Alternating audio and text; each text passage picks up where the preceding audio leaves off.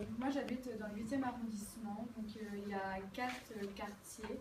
Donc il y a le quartier de l'Élysée, le quartier de l'Europe, le quartier de la Madeleine et le quartier du Faubourg du Roule. Je vais vous parler du quartier de l'Élysée. Donc comme son nom l'indique, Mais tu habites dans les quartiers de l'Élysée? Non, ok. Pas exactement, j'habite au quartier de l'Europe. Ok. Comme son nom l'indique, ça comporte les Champs-Élysées. Mhm. Donc on dit que cette avenue c'est l'une des plus belles au monde. Donc ce quartier comporte beaucoup de monuments comme l'Arc de Triomphe qui se situe au centre de la place de l'Étoile. Ce monument a été construit en hommage à la gloire de la grande armée de Napoléon. Et on y trouve aussi la résidence du président de la République qui s'appelle le Palais de l'Élysée. Donc c'est un quartier vraiment très touristique. Ensuite, le quartier de l'Europe. Donc ce quartier est apprécié pour la verdure et l'étendue de ses parcs, comme le parc Monceau que je fréquente assez souvent, et le square Marcel Pagnol, mais je ne suis pas sûre si c'est du 17e ou du 8e. Mais le parc Monceau, alors, c'est pas du 17e arrondissement, c'est du 8e? Non, mais en fait, il y a une partie, il est coupé en deux. Ah, d'accord, ok. 3 ou 4. Ok.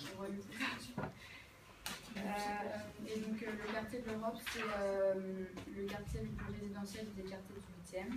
Donc, de nombreux artistes connus y ont résidé et certains y ont trouvé leur inspiration, comme Monet qui a peint la gare Saint-Lazare, Manet le chemin de fer et Caillebotte le pont de l'Europe.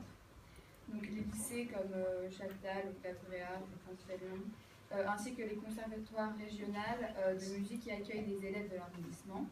La rue de Rome, où j'habite, fait le bonheur des instrumentistes et des musiciens avec les boutiques artisanales.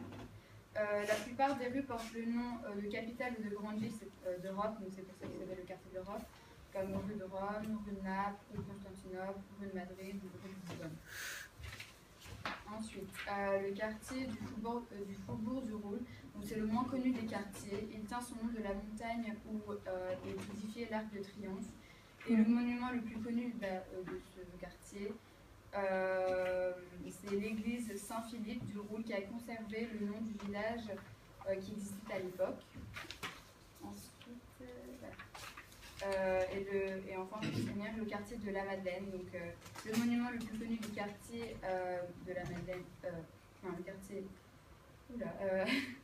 C'est l'église transformée en temple à la gloire de la grande armée de Napoléon. Donc on peut voir qu'il y a beaucoup de monuments qui sont en hommage à la grande armée de Napoléon. Les grands magasins sont les boutiques de luxe que les touristes fréquentent souvent.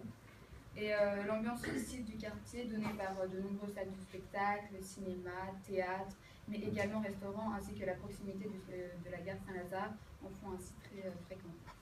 D'accord. Et toi, dans tout ça, tu es où? Je suis rue de Rome, dans le quartier de Rome. Donc tu prends la ligne 3 à oui, Rome. c'est ça. Ok, super.